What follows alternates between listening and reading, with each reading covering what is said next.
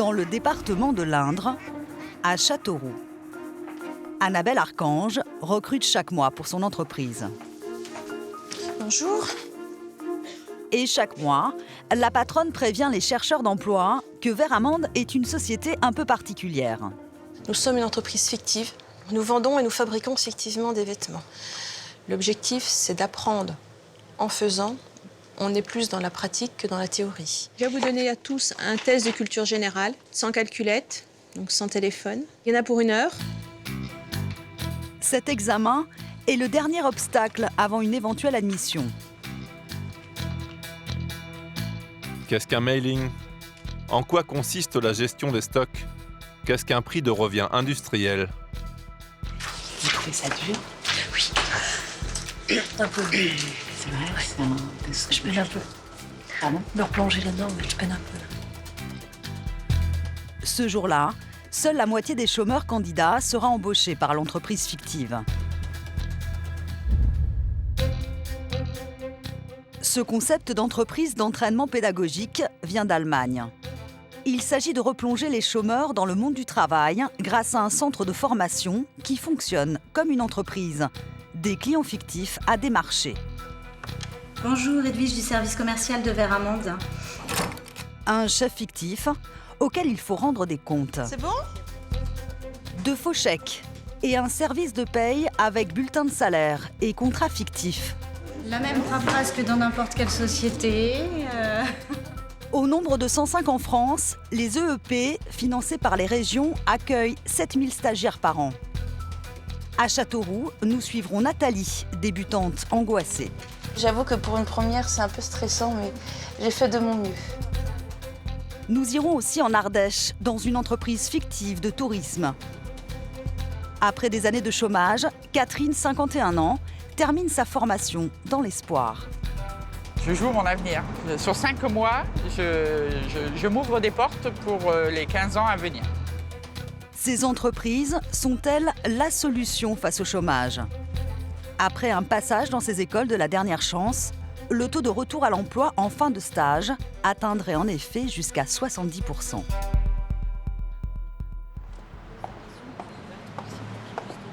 À Châteauroux, moins de 2 semaines après son entrée dans l'entreprise pédagogique de fabrique de vêtements vendus en ligne, Nathalie, aidée d'étudiante en fin de formation, vit sa première expérience pratique. Bonjour. Bonjour. Bon, ce serait pour un petit renseignement. Bien En sûr, fait, avec plaisir. nous sommes en train de préparer notre catalogue automne-hiver à Veramonde. Et ce serait pour savoir les tendances du mois d'hiver. Beaucoup de noir, du gris, du marron, du beige. D'accord. Voilà, autrement. La veste revient. Des petites fantaisies quand même dans les matières. C'est très joli. À 29 ans, avec un CAP et un BEP dans l'alimentation, Nathalie est au chômage depuis 2 ans et vit du RSA. L'entreprise fictive tente de la reconvertir en commerciale. Comme le strass est à la mode, le léopard, je marque tout pour me donner en fait une idée pour le catalogue et pour la promo. En fait, c'est la matière qui nous permet de créer derrière notre propre catalogue. Donc même si, effectivement, tout ce qui va en ressortir sera fictif, le catalogue, lui, il sera bien réel. Donc c'est là-dessus qu'on s'appuie pour pouvoir le créer.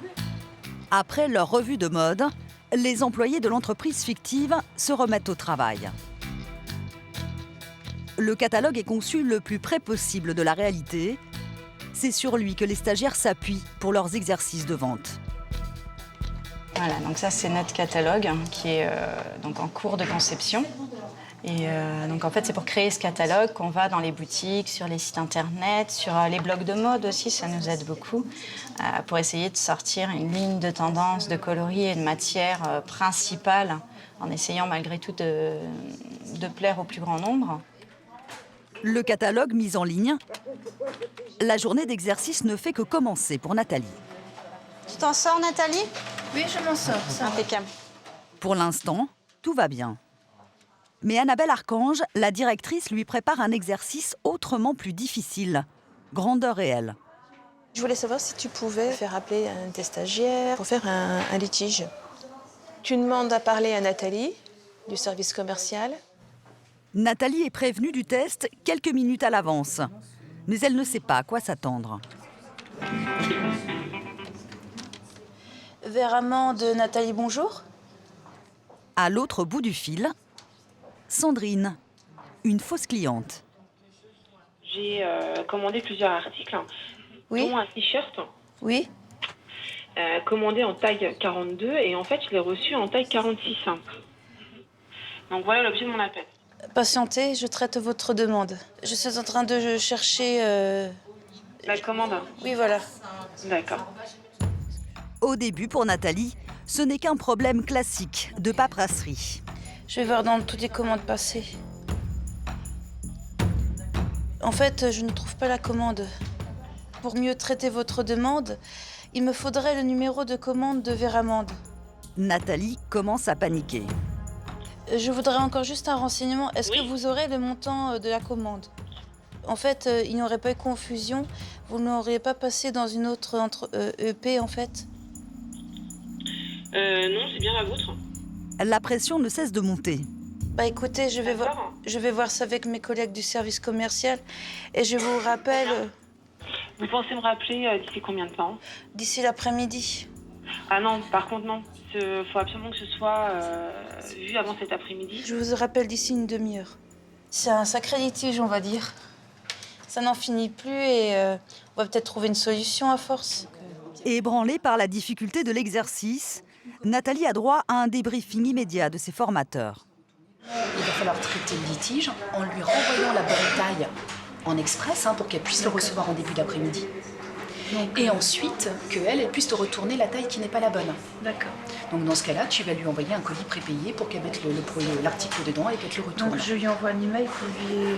Tu la rappelles. Quand tu lui dis en direct, elle attend ton appel, tu lui as dit que tu la rappelais. Oui, c'est vrai. Il reste 3 mois à Nathalie dans l'entreprise pédagogique pour devenir une commerciale performante et retrouver du travail. À 400 km de là, au cœur de l'Ardèche, c'est l'heure du ramassage scolaire.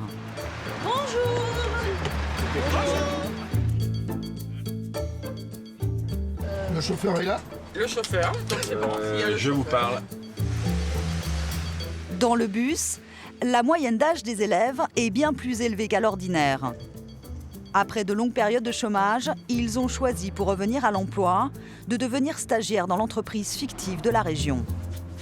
C'est après 2 ans passés sans travailler que Catherine tente elle aussi sa chance. C'est mon avenir. Je joue mon avenir. Sur 5 mois, je m'ouvre des portes pour les 15 ans à venir. Installé dans son château du XIIIe siècle, l'EEP de Thué joue les agences de voyage. Bonjour. Alors, faut pointer le matin? Exactement. Après 5 mois de formation, Catherine a gravi les échelons jusqu'à s'occuper de comptabilité et de ressources humaines. Mais la bataille de la remise à niveau est épuisante. C'est dur d'être au chômage quand on a 51 ans comme moi, parce qu'on part avec des diplômes qui sont vraiment minimes. Moi, c'était avec un BEP. Et on se retrouve quand même sur un marché du travail où les jeunes maintenant sortent avec des bacs plus. Donc c'est bien en fin de compte, de compenser par l'expérience ce qu'on n'a pas en diplôme. Bonjour, Imagine Tourisme Ardèche, l'EEP. Est-ce que je pourrais avoir Christelle, s'il vous plaît, au service achat? À l'EEP, Catherine a retrouvé l'envie. Au revoir. On se dit que voilà, on existe, qu'on est capable, qu'on a notre place dans cette société, qu'on a notre place dans le monde du travail. Et on a une certaine valeur. À partir de là, on a une certaine valeur. Et là, sincèrement, je ne parle pas du tout de salaire. On a besoin de travailler. Je pense qu'on a besoin de ça pour exister. C'est un peu paradoxal, peut-être pour certains, mais pour moi, c'est important. Ce jour-là, Catherine et ses collègues restent un peu plus tard. Christelle Schiff, la directrice, attend une chef d'entreprise de la région. Elle est un peu tendue. Il reprendra après les activités qu'on est en train de faire. Chaque venue de recruteur est un enjeu pour ses élèves. Voilà, je vous ai demandé de venir parce qu'en fait, je voulais vous présenter Madame Ginou, qui est du transport Ginou et l'agence de voyage, qui est venue pour me présenter un petit peu disons ce qu'elle attend des personnes qu'elle emploie, de la posture des personnes qu'elle emploie ou qui seraient susceptibles d'eux. Hein. Donc je vais la laisser se présenter. Donc bonjour à tous. Donc je me présente Florence Ginoux, je suis gérante de société. Simplement, moi je suis venue là pour vous parler un petit peu des personnes que l'on emploie qui sont prises à titre de stagiaires et également donc à titre d'accueil, agent de comptoir et également service production tourisme que j'encadre particulièrement. La réunion dure une demi-heure. Florence Ginoux recherche un profil bien précis qui correspond à celui de Catherine. Je suis apte là à prendre une personne qui pourra, on va dire, faire l'accueil, le secrétariat au niveau des agences de voyage. Voilà. La visite de la chef d'entreprise éclaircit l'avenir de la stagiaire. Catherine s'était portée candidate et commençait à désespérer. Je suis satisfaite parce que j'ai moi-même postulé dans un poste de secrétaire comptable il y a une quinzaine de jours. Je n'avais pas de réponse, donc je commençais à me demander si c'était possible de faire un stage dans cette société. Elle vient de nous expliquer que oui. Donc elle nous a proposé un rendez-vous, de pouvoir nous recevoir, de s'entretenir avec elle, de lui expliquer nos motivations. Et après ça, voilà, si ça peut se faire, ça se fera. Entre deux choix de retour possibles à l'emploi, Catherine a finalement choisi un stage de secrétaire comptable dans une maison de retraite qui lui offrait une possibilité de CDI à la fin. Nathalie, asseyez-vous. Oui. À Châteauroux, Nathalie, en dépit des difficultés, s'est toujours accrochée. On va faire un petit point. Et donc le projet, vous avez des notions actuellement? Je suis autonome, j'essaie de me débrouiller le plus vite. Mais malgré tous ses efforts, le long des 3 mois de formation, elle n'a pas retrouvé de travail. Alimentées par le chômage, ces entreprises pédagogiques rencontrent un tel succès que 10 nouvelles EEP vont ouvrir leurs portes en 2016.